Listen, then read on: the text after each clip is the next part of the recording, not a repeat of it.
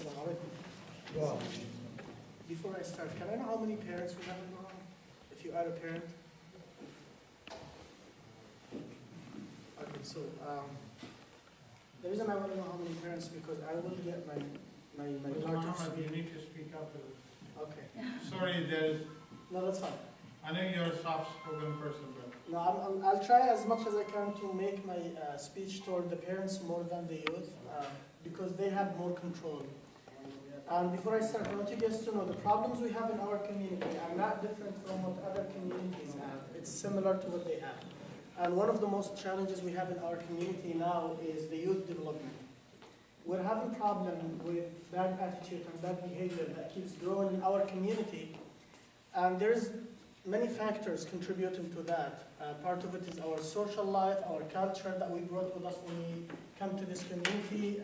Sometimes our religion practice, the way we do it, creates a lot of conflict with the attitude and behavior of the youth development, and sometimes that results in problems that we face as community. And one of the problems the youth are having nowadays is drug abuse, and we're gonna touch bases on that. I'm not an expert in that, but I'll try as much as I can to help. Taking your son or daughter to a doctor and you see some certain drugs that they use all the time and you feel they may not need it, talk to your doctor about it. Ask about it, research. Because sometimes they just give it because the kids need that. And one of the numbers I was looking at, I think over 7,000 people are being treated in the emergency room daily because of the use of the prescription drugs. They get addicted to it, they can't help themselves. Over 7,000 a day, they go to the emergency room for that. Now, as a Muslim community, we lack research-based information that we could build on. We don't have, the only two research I've seen in the community, drug use, in the Muslim community drug use, one was performed by Wayne State, and there wasn't that many information about it because we don't like to participate in research.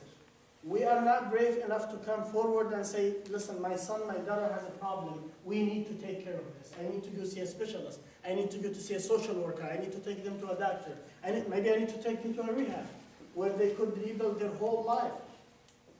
You have to admit the problem in order to solve it. And as parents, I'm sure you're the closest one to your children, and you see the change in them when it comes. Your son comes late every night after midnight. You have to know where they were and who they are hanging out with. Your son comes home and you smell something that's not normal. Maybe it's drug, maybe it's marijuana. And with the expansion of the medical marijuana stores all around our neighborhoods, it's in every corner now, that's another factor that contributing to this. A lot of people, they go to the medical marijuana places, buy it, and then they resell it to students in school. And some research said over 60% of high school students are being exposed or tried marijuana because it's an easy access now. So these are some of the facts that I wanted to go over. And as for the youth, you only get to that stage when you lose control of your life. So every time you feel you are hanging out with the wrong people, some of your friends are smoking, do not hang out with them, you don't need them. You could find someone else to hang out with. Sometimes we feel we are too strong to hang out with these people. Oh, they're doing it bad now. I'm the good person and they're the bad ones. No. Once you hang out with them, you're giving yourself an access to do it. And I don't know if you heard that story of the guy who came from a village, he traveled to a city, and they were telling him, once you get to the city, people there are hustlers. They will take your money. He was thinking, no, I'm the smart one. I will hustle them. So when he gets to the city, he got off the train, and he saw these tall buildings. He was looking at them. And somebody was passing by, he saw him, he knew these guys from village, so he stopped, he said, hey, what you looking at? He said, I'm looking at the building. He said, why, you think that's free? If you're looking at the building, you have to pay for that. And the guy was confused, he said, how many stories did you look at? He said, the top 3. He said, okay, you pay me $30. When he took the $30 leave, the villager was thinking, he said, yeah, they think they will hustle me. I look at the 10 and I only paid for 3. That's exactly what you do for yourself. You hang out with your friends, they're smoking, and you think you don't smoke. One day you will, just because you're hanging out with them. You're hanging out with girls in a hookah lounge, one day you will try it because you're with them, even if you don't want to. You're hanging out with people who are, being exposed to drugs, prescription drugs, marijuana, hookah. At certain stage, you are going to try it, and that's when you're going to lose the control of your life. So I want to open up for questions and answers, but before I jump into that, I want to leave with 2 action items that I want you guys to take with you today. The first one is for the parents. You have to treat your teens with respect. Youth people, young people, are always seeking attention. And if they don't get that from you, they will get it from someone else. If they come to talk to you about their problems, if your son or daughter comes home and say, hey, that boy or that girl in the school think I'm cute, do not get mad, do not yell at them. Sit down with them and talk to them. Because if you don't do that, they will talk to their friends and they will give them the wrong advice, and then you're going to lose the control. If your son is interested in certain things, make sure you take part of that. Respect what they respect and treat them with respect. If you're always yelling at them and screaming at them, you're not going to resolve their issues. If you get into your house and think you're a different person, sit in front of the TV and watch news all night and you don't know where your kids are, you're not going to control them. Because you're leaving them to someone else to take control of their life. And the second action item is for the youth. You guys need to take your life more serious. Dignify yourself with everything you do. Do not let other people change who you are. Do not let other people change what you do. Take control of your life. List down your priority list. Choose what's the most important things in your life and live by that. Every day you feel you are going to do something, go back to your list and check what's in there. What's the number thing in your list? Is it your religion, your family, your school? Do not get distracted. Keep your list organized. No matter how old you are, no matter how educated you are, you need to keep that list handy. And every time you feel confused about making a decision, go back to that list and check where you are. Why am I doing this? Am I doing it for my family, for my religion, for my deen? Am I doing it to satisfy myself, or am I doing it to fit in with my friends?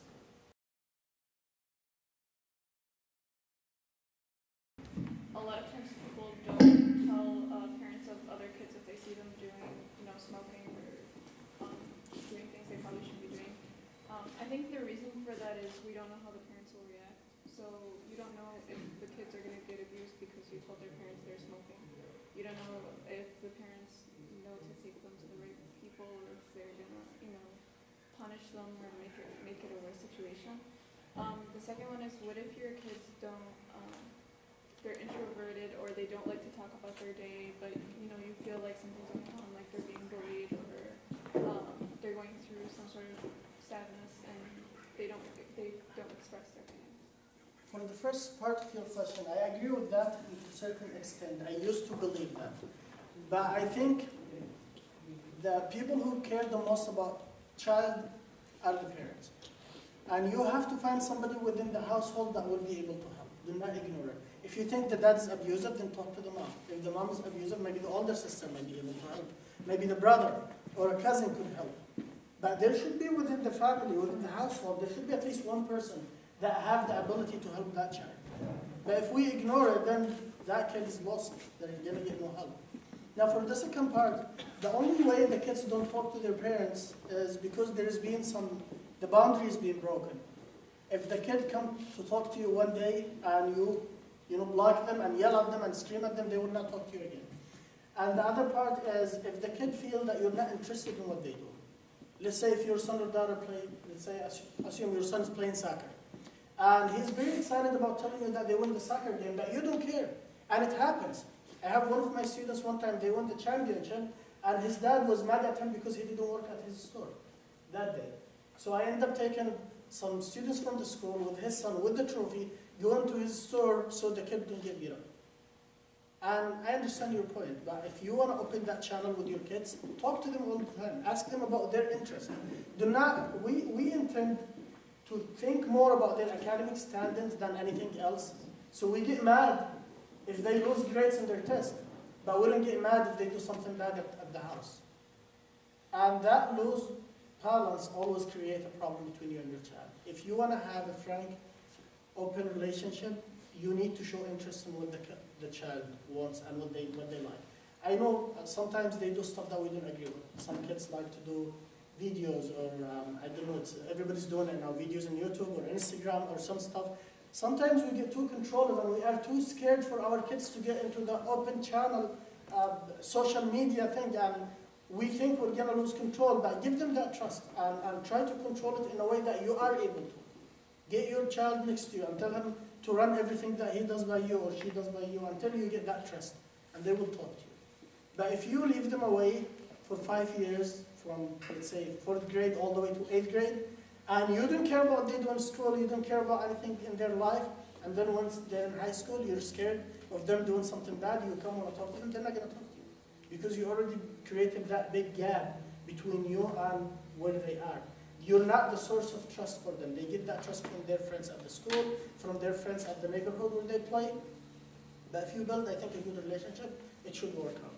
I've seen it in so many people. When they change the way they treat their kids, they become into they come into a good relationship where the kids trust their parents and start talking to them. Now that's not going to happen in a day or two. It's going to take at least a year to build that relationship. One of the things also you could do to increase that is make your child part of your life. So if you're going to the masjid, make sure you take them with you, not grab them, let's go. Make sure you take them with you and talk to them on the way, and make sure it's a fun trip to the masjid. It's not something that they come on, when are they going to finish the prayer? Can we go home? Can we go home? Don't do that. Do not force them to do things in a way that stop them from respecting what you do. Show them how important the things you do. Always talk to them. Conversation always open the channel between you and your children. And that's, I think that would build up with time. It's not something that would come right away. I think also just to comment on that, it's like everybody doesn't do anything. Like parents weren't taught how to be parents. Kids aren't taught like, okay, they only learn what's good and bad only from what people tell them. So I think going back to what you said, like if you know better and if you see something happening to somebody, then you should tell that parent, like this is what I learned and maybe this will help. Because for example, it is a stigma that, in our community, it's not accepted or you shouldn't be doing this and you shouldn't be doing that, but according to who? So people don't know, and a lot of parents, they don't know how to handle, they don't even know how to be parents, let alone handling mental issues or emotional issues, You just have to be emotional you have to understand emotions to understand emotional health. Offer some solutions for them too. The problem with one of the problems with the parents when they deal with their kids, they are scared more about what the community are going to say about them than their child losing their life. And that's really a big problem. You would have to tell them, one time there was a girl that has a problem in my school, and I called the parents. The parents were really mad, and I was afraid of them doing something to the child. So when I was talking to them, I told them, listen, you need to understand, she's a kid, and she's getting distracted. And if you don't protect your child by explaining to them what's right, what's wrong, they will learn from someone else. And we came into a good solution, and they went home and solved the problem. But also with your kids, do not treat them as they don't know nothing. Do not treat them as nothing next to you. I know one of the examples that I used one time. One of the boys in my school had a problem. And we were trying to solve it. We could not. I get the social worker, we're sitting, we're talking, and then part of the talk I was giving him is, who do you care more about, your friends or your dad? And the answer was my friends. And I told him why. He said, my dad doesn't care about me. And when I asked him why, he said, my dad always asked me to shovel the snow outside, and he said he's going to pay me the same money he paid the guy who cleaned our snow, which is $20. But when I do it, he only paid me $5. So he respects the guy who cleaned the snow more than me, even though I do the same job. Sometimes if you promise your kids something, even you find it hard to do, go ahead and do it. Because if you don't do it, then you're going to expose yourself in front of your child. You're going to lose that respect. And when you address your kids, always address them with respect. Do not use abusive words, because kids take that into the heart and they live by it. I know one of the students told me he doesn't like his dad because his dad always told him, you're not a man. It's a word that everybody uses nowadays. Come on, man up, you're not a real man, you're not a real man. The kid is taking it into the heart. He said, my dad believes that I'm not a man. He always say that. He always called me, you're not a man, you're just a kid, you're just a kid. And when you address your kids with that type of language, you lose the control with them, you lose the relationship. The boundary is broken, and when it's broken, it's really hard to rebuild. You said one of the action items for the parents was treat your kid with respect, or else they'll go to someone else to find that respect. What if you're the person that they're going to, and how do you handle it, and how do you sort of guide them back to trying yet again with their parents? You see, to get them to get along with their parents is not an easy thing because at this time you're controlling one side of the formula, one side of the equation. The other side is not within your control. But as Muslim, the best thing to do is connect them with Allah, and then through that they will respect their parents as duty to Allah. Now, also that's not an easy thing to do because kids nowadays don't take it. I mean, they're child, they're still children. They don't take the relationship with Allah into a serious extent until they grow up. But if you just keep giving them that advice and try to connect them to, you are valuable, dignify yourself, you are a big thing, you're not just a loser, you're not, and give them that feeling to build the self-confidence. People with self-confidence tend to control their parents' behavior. I know some people who are having problem with their parents, but because they have self-confidence, they go back home and they control things. A girl who has a problem with her mom, she goes home and she clean and she cook and she smile and she have fun with her mom, and the mom loses that tension. And the girl is taking the control now. But that doesn't come easy, it takes time. But if they come to you, then they're lucky. At least they come to somebody who care about fixing their problem. The problem that scares us if they go to someone who will take them to drugs or to smoking or to the spectrum where they shouldn't be at.